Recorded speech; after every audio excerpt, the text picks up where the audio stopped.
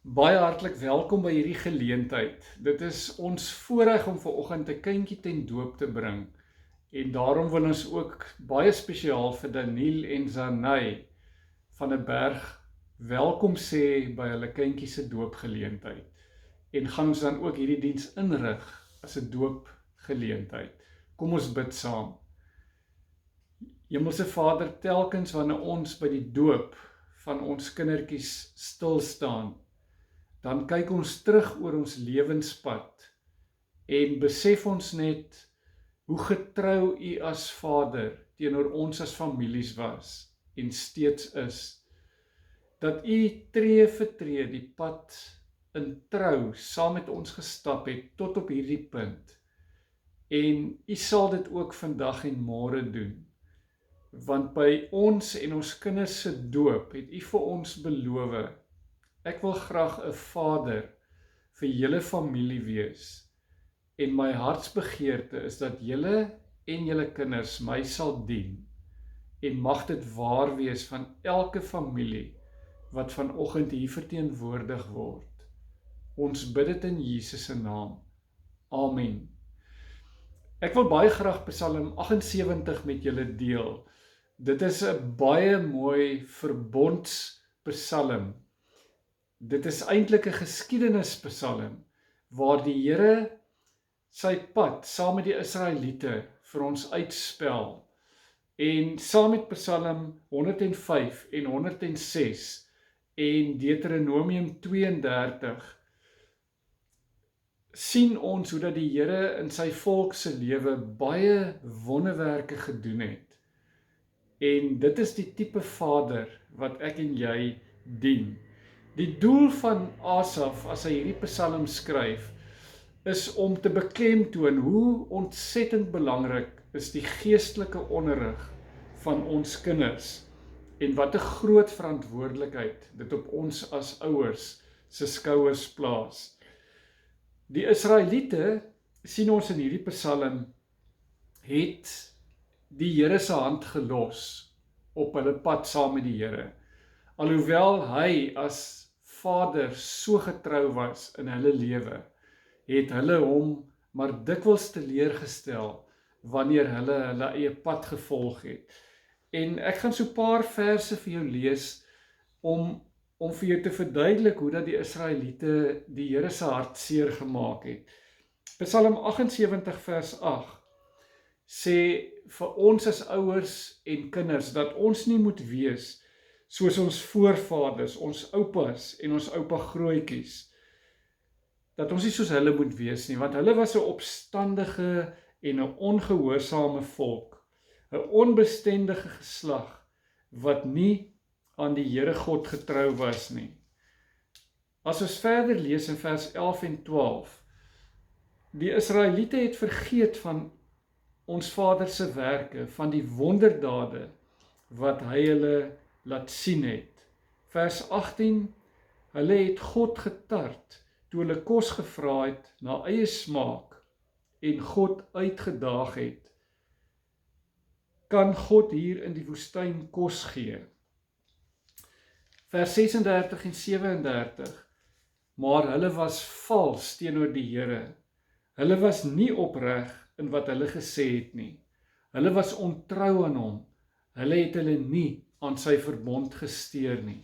En dan vers 42, hulle het nie aan sy mag gedink nie, aan die dag waarop hy hulle van die vyand verlos het nie. En nou kom sê die Here se woord vir ons as ouers en kinders, ons moet asseblief nie dieselfde fout maak wat ons Israelitiese voorgeslagte teenoor die Here gedoen het nie. Want as ons nie erns maak met die onderrig en geestelike opvoeding van ons kinders nie, dan gaan dit tragiese gevolge vir families inhou. Daarom wil ek baie graag saam met jou vers 3 tot 6 lees, waar die Here 'n baie belangrike opdrag vir ons as ouers gee en 'n baie spesifieke opdrag. Psalm 78 vers 3, wat ons gehoor het en wat ons weet, wat ons vaders ons vertel het, sal ons vir ons kinders nie verswyg nie. Ons sal aan die volgende geslag vertel van die roemryke dade van die Here en van sy mag, van die wonderdade wat hy gedoen het. Hy het aan Jakob sy voorskrifte gegee, aan Israel sy onderwysing. Hy het ons voorvaders beveel om dit aan hulle kinders bekend te maak, sodat die volgende geslag dit kan weet en die kinders wat nog gebore sal word, dit weer aan hulle kinders kan vertel. Vanuit hierdie paar verse is dit baie duidelik dat die nommer 1 taak van 'n ouer is die fisiese, emosionele en dan natuurlik die geestelike versorging van sy kinders. Een van ons kerkvaders, Christostomos, gebruik 'n pragtige beeld om die rol van ouerskap in kinders se lewe uit te spel. Die beeld van 'n beeldhouer. En u ken die verhaal van die beeldhouer wat ek al so dikwels vertel het, dat terwyl hierdie beeldhouer op 'n dag besig was om 'n perd uit 'n marmerblok uit te kap met sy buitels, het een van sy vriende verbygestap en vir hom gevra, "Wat is jy besig om te doen?" Toe antwoord hy, "Ek kap 'n perd uit 'n marmerblok uit." Toe vra sy vriend vir hom, "Maar hoe kry jy dit reg?" Toe sê hy, "Dit is baie eenvoudig. Ek kap doeteenvoudig alles af wat nie soos 'n perd lyk nie." En dit laat my dink aan die verskriklike belangrike rol wat ek en jy as ouers in ons kinders se lewe het. Dat Christostomos gesê het, soos wat hierdie beeldhouer daardie perd uit die marmerblok gekap het, is ek en jy die beeldhouers in ons kinders se lewens. En is ons besig om na die voorbeeld van Jesus ons kinders sag en met liefde te timmer, sodat alles wat nie soos Jesus lyk nie, afgekap word, sodat ons kinders op die ou end getroue verteenwoordigers van die Here Jesus kan wees, wat sy beeld in hulle daaglikse lewe uitleef, die vrug van die Gees, soos wat Galasiërs 5 vers 22 dit vir ons uitbeeld. En die vraag is, hoe doen ouers dit? En sê Psalm 78 baie duidelik, deur die godsverhale aan ons kinders van kleins af oor te vertel, want as ons nie dit vir ons kinders vertel nie, wie gaan dit vir hulle vertel? As ons nie op 'n daaglikse wyse spontaan teenoor ons kinders getuig van die wonderlike God wat ons dien en alles wat hy in ons lewe doen nie, dan gaan ons kinders nie die Here dien nie. Dit vra net 2 geslagte se ouers om nie met hulle kinders die wonderlike dade van die Here te deel nie. En dan sit ons op die ou end met 'n goddelose geslag. En die Bybel speel 'n sleutelrol in hierdie beeldhouproses met ons kinders. Daarom moet ons van kleins af die Bybelverhale met hulle deel. Ons kinders moet van kleins af vir ons op ons knieë sien, as ons saam met hulle kniel en die Here Jesus in gebed aanroep. En verskriklik belangrik natuurlik is ons voorbeeld, want woorde wek, maar voorbeelde trek. Dit wat jy op die ou end sigbaar vir jou kinders wys in jou daaglikse lewe, gaan sekerlik een van die grootste rolle in hulle geestelike vorming wees.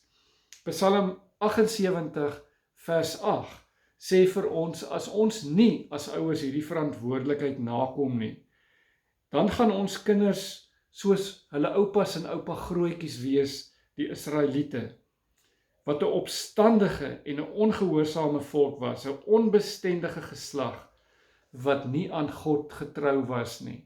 Wil ek en jy hê, dat ons kinders deel van so 'n geslag moet wees. Daarom het iemand so mooi gesê, ek en jy kan nooit te vroeg begin om hierdie wonderlike verhale aan ons kinders oor te vertel en so te lewe dat hulle Jesus in ons lewe kan sien nie. Ons kan net te laat begin.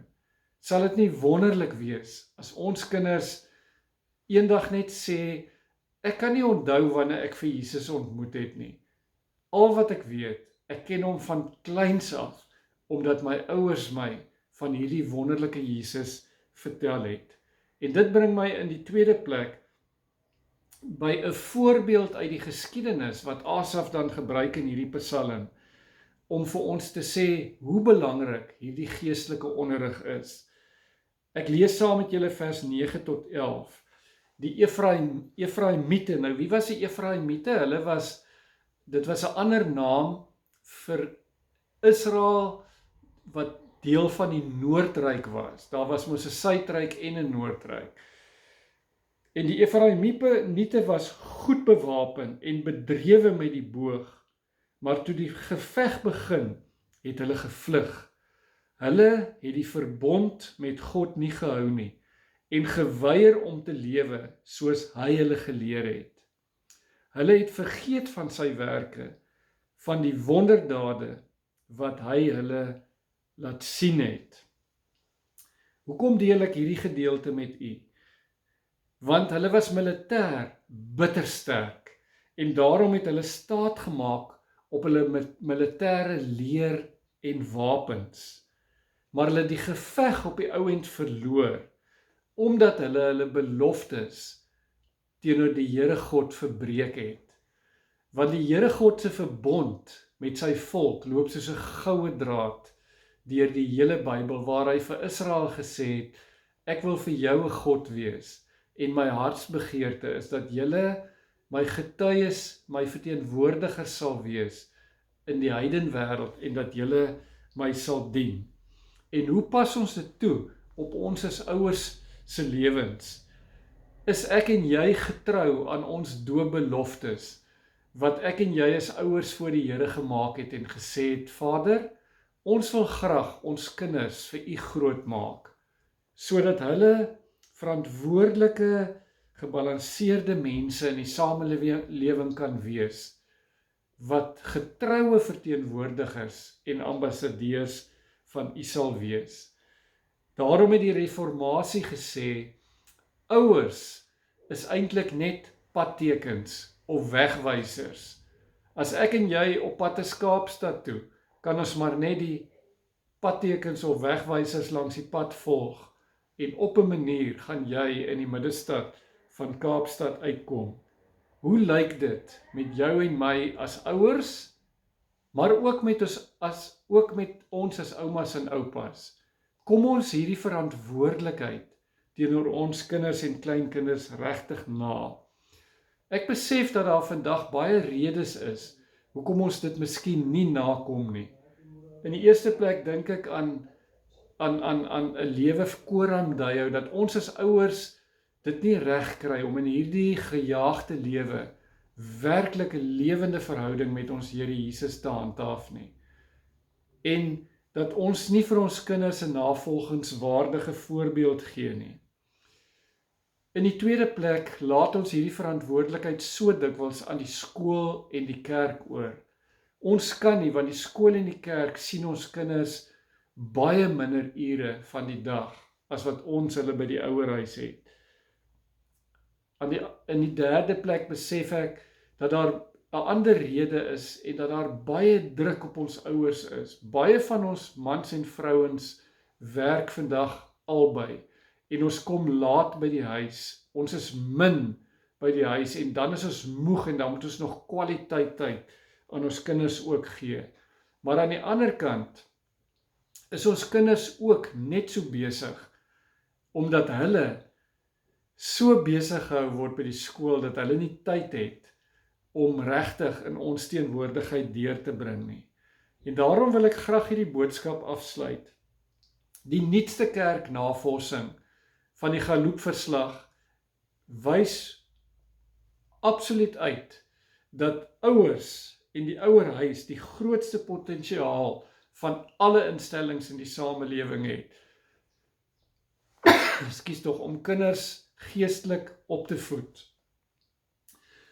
Die vraag aan jou en my is ons werklik God se beeldhouers in ons kinders se lewens, wat ons kinders help om regtig na die beeld van Jesus Christus hulle lewens in te rig en Jesus te volg.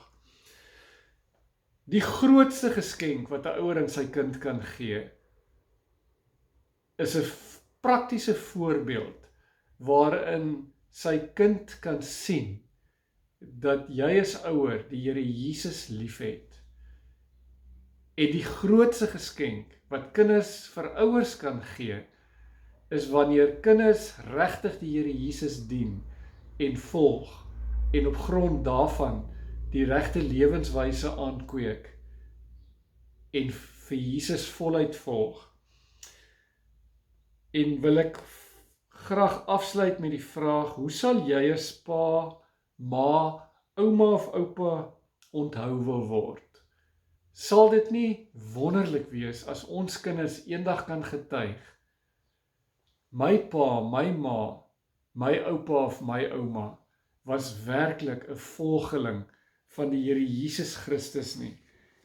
En dan wil ek afsluit met 'n kragtige belofte wat vir ons sê, uitspel die goedheid van ons hemelse Vader en wat hy vir elkeen van ons as families in die oog het. En ek lees dit uit Jeremia 32 vers 38 tot 41 waar die Here sê, julle sal my volk wees en ek sal julle God wees. Ek sal julle 'n onverdeelde hart en 'n vaste koers gee. Julle sal my altyd dien vir julle eie beswil en vir die van julle kinders na julle. Ek sal 'n blywende verbond met julle sluit. Ek sal nooit ophou om aan julle goed te doen nie, en ek sal in julle die begeerte lê om my te dien en nie van my af weg te draai nie. Ek sal dit geniet om goed te doen aan julle in my trou. Mag dit waar wees van elke familie wat ook in hierdie dag hier teenwoordig is. Amen.